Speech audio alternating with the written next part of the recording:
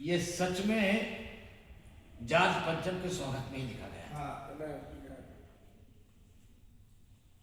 मेरी क्वीन, उनकी पत्नी और जॉर्ज पंचम जो इंग्लैंड के राजा थे,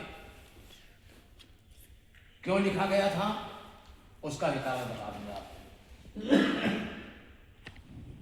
हमारे बंगाल का विभाजन वायसराय कर्जन ने कर दिया 1905 में। और यह विभाजन इसलिए किया गया था कि इस विभाजन से भारतीयों की, बंगालियों की राष्ट्रीय एकता खंडित हो जाएगी। इसलिए बंगाल के दो खंड कर दिए। पहले बिहार, बंगाल, उड़ीसा एक ही प्रांत हुआ करता था, तो उन्होंने जहां एक मुस्लिम बहुल क्षेत्र, एक हिंदू बहुल क्षेत्र के दो खंड कर दिए। इधर बिहार को मिलाकर के आधा कर दिया, उधर आधा बढ़ा दिया, दो खंड कर दिया। इससे जो राष्ट्रवादी नेता थे, चिंतक थे, उन्होंने इस बंग भंग का विरोध किया और विरोध बहुत तेज चला।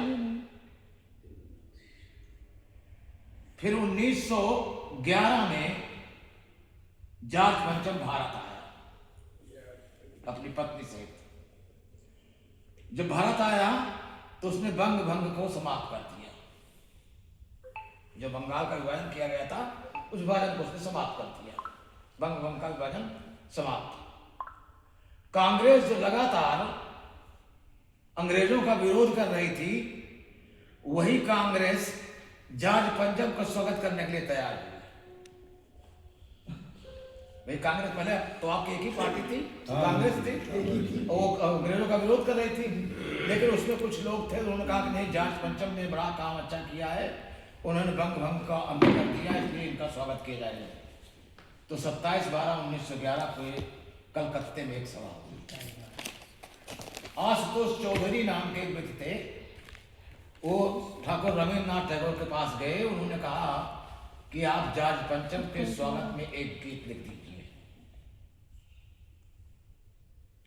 कहा तो यह जाता है कि रविन्द्रनाथ टैगोर ने जब ये सुना कि आप जॉर्ज पंचम के स्वागत के लिए ये गीत लिखवा रहे हैं, तो बड़े दुखी हुए और उन्होंने जॉर्ज पंचम का स्वागत गीत लेकर के एक उद्बोधन गान लिख दिया।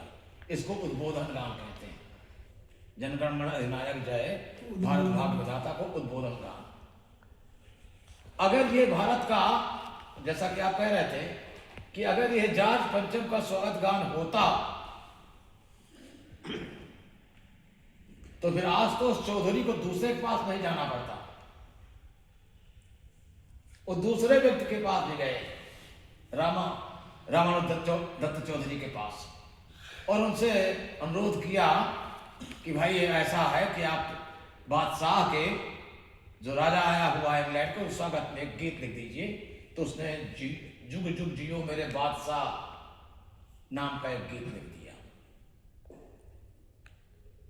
जब 27/12/1911 को सभा हुई, तो ये दोनों ही गीत पढ़े गए।